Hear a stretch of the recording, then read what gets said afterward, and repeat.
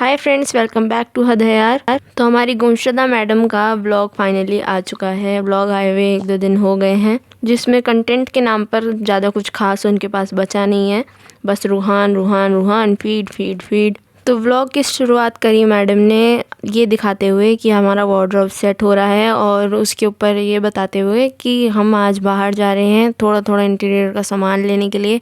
अगर सारा सामान IKEA से शॉपिंग करनी थी तो फिर इस इंटीरियर डिज़ाइनर का क्या फ़ायदा है जिसको रखा हुआ है, जो ट्रेन में पिट के आ गई थी। वैसे तो ये खुद ही इंटीरियर डिज़ाइनर भी बनती है, ड्रेस डिज़ाइनर भी बनती है, पर आता है इन्हें घंटा कुछ नहीं है। और ब्लॉग शुरू करती हैं, ये हमने जमाना शुरू कर दिया है। अरे बच्ची बनना बंद करो, अब तो एक बच्चे की माँ भी बन गई हो। पता नहीं नंद भाभी को क्या मजा आता है बेबी वॉइस निकालने में। और व्लॉग स्टार्ट किया वैसे ही अपने गंदे अंदाज में, न कंघी की न बाल संवारे, बस हाँ हम पे एहसान करके एक काम और कर दिया कि जो वाइट दुपट्टा हमेशा हर जगह लपेट लेती थी उसको छोड़ के आज ग्रीन दुपट्टा पहना है। और पिछले 5-6 व्लॉगों से दोनों वाइफ हस्बैंड यही कह रहे हैं कि ऑलमोस्ट डन हो गया है घर, ऑलमोस्ट डन हो गया है, हमें तो डन होता हुआ दिख नहीं रहा है। और अब कहती हैं कि हम आपको होम टूर भी देंगे। अब होम टूर क्या ही दोगी जब पूरा घर तो ऐसे दिखाई चुके हो तुम लोग। और आप लोग नोटिस भी करेंगे जहाँ पे ये बता रही हैं कि इनका लंच पैक हो रहा है किचन में, मानसी दीदी धर्म दादा पैक कर रहे हैं। वहीं पीछे एक पिंक कलर की डॉल रखी है जो कि इनकी फ्रेंड की बेबी आई थी, वो उसके साथ खेल रही थी।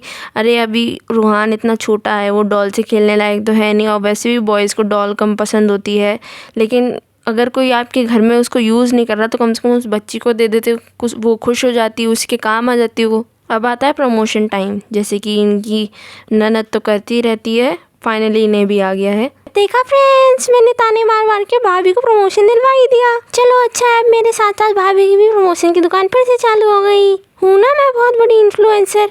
हाँ, बाय बाय टाटू। और हाँ फ्रेंड्स, एक बात तो मैं कहना भूल ही गई, भाभी को प्रमोशन मैंने ही दिलवाया, क्योंकि तभी तो भाभी मुझे इतना प्यारू प्यारू कर रही थी ना व्लॉग में।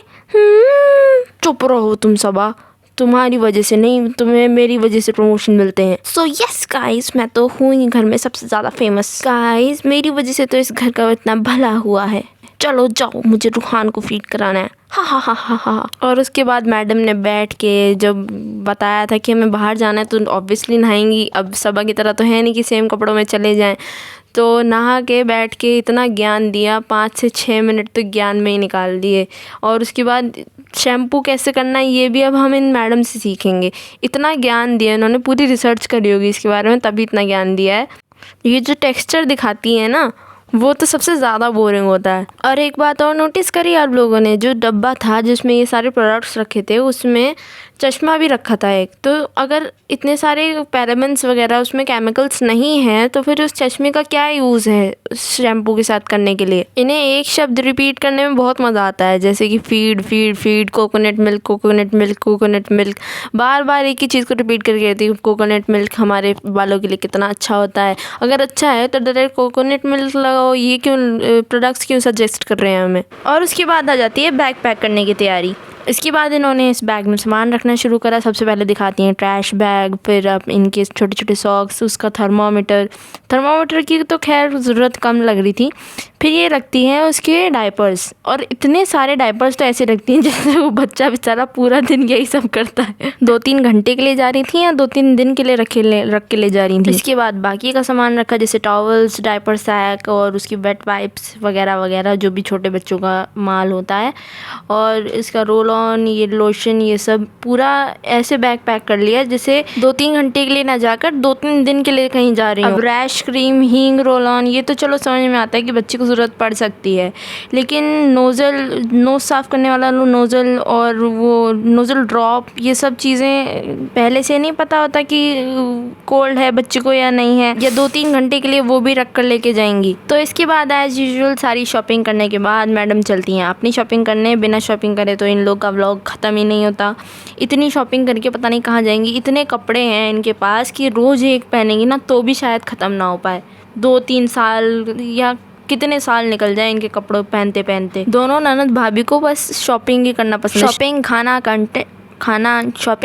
शॉपिंग खाना, यही इनका कंटेंट होता है। तो अभी तो मैडम के इतने सारे प्रमोशन से कपड़े आए थे, कुछ जमील भाई से सिलवाए थे, कुछ इन्होंने खुद ऑर्डर किए थे, कुछ सबा ने ला के दिए थे। तो इतने कपड़े तो ऑलरेडी इनके पास थे, अभी शॉपिंग की क्या ज़रूरत थी? यानी वेस्ट ऑफ मनी है। अब जितना पैसा इनके पास आएगा उसको कहीं ना कहीं इन्वेस्ट तो करना पड़ेगा। अब चाहे उसको इन्वेस्ट करो या वेस्ट करो, यही तो इनका काम है। जाके शॉपिंग करेंगे और पैसे वेस्ट करेंगे। उसके बाद घर का सीन आता है। कहती हैं कि हमने घर आके कुछ शूट नहीं किया, जो कि इनकी ऑब्वियसली आदत है। इतने इरेगुलर हो गए ना ये लोग अपने व्लॉग्स को लेकर कि कुछ अपलोड ही नहीं करते हैं। और वो भी छोड़ो, उसके बाद ये बताती हैं कि जनाब की तबीयत ख़राब है, यानी उन्हें जो बैक की प्रॉब्लम है वो फिर से ट्रिगर हो गई है। अब जनाब जो है मौके का फ़ायदा उठा रहे हैं। कैसे? रूहान को सुलाकर अपने पास, कि रूहान मेरे पास सो गया। तो मतलब वो जनरली ऐसे सोता नहीं है, वो सिर्फ गोद में सोता है। तो आज अगर वो मेरे पास सो गया तो वो समझदार हो गया। नहीं भाई, ऐसी बात मत करो। आप इतने छोटे बच्चे को कैसे समझदार कह सकते हो? वो अभी कैसे समझदार हो सकता है जब मैं ही नहीं हुई हूँ? तो फिर उसके बाद ये थोड़ा घर का सीन दिखाती हैं, जिसमें वार्डरोब की डोर्स दिखाती हैं। डोर्स तो काफ़ी सुंदर लग रहे थे। काफ़ी चीज़ों में इनकी चॉइस अच्छी है वैसे। जो इंटीरियर डिज़ाइनिंग करती हैं अपने हिसाब से वो ठीक ठीक लगती है, मतलब इतनी भी अच्छी नहीं है। फिर दिखाते हैं कि शीतल आ गई है। शीतल इनकी फिज़ियोथेरेपी करती है। तो एक चीज़ आप लोगों ने नोटिस करी होगी, जब ये शीतल इसका शोएब का वो कर रही है, फिज़ियोथेरेपी कर रही है, तब आवाज़ बहुत आ रही है, यानी फ़ैन की आवाज़ आ रही है, जो कि सबा के व्लॉग में अभी कभी नहीं दिखेगी आपको, क्योंकि वो इस चीज़ों का ध्यान रखती है कि कब आपको अपना फ़ैन बंद करके तब शूट करना है, कब व्लॉग कैसा शूट होना चाहिए, सिनेमेटोग्राफी एंड एवरीथिंग। हमारी मैडम का क्या है, बस जल्दी जल्दी जो दिख रहा है उसको शूट करते रहो, उसको एक साथ जोड़ो, थोड़ा बहुत एडिट करो, वॉइस ओवर करो और अपलोड कर दो। इन सब चीज़ों पे तो वो ध्यान देती नहीं है कि कहाँ वॉइस सही आएगी, कहाँ वॉइस ख़राब आएगी। और फिर जो व्लॉग की लेंथ बढ़ाने के लिए इतना लंबा शूट किया है, कैमरा ऑन करके डिस्कशन किया है गेट के बारे में कि गेट पे वो गोल्डन पट्टी लगनी चाहिए कि नहीं लगनी चाहिए।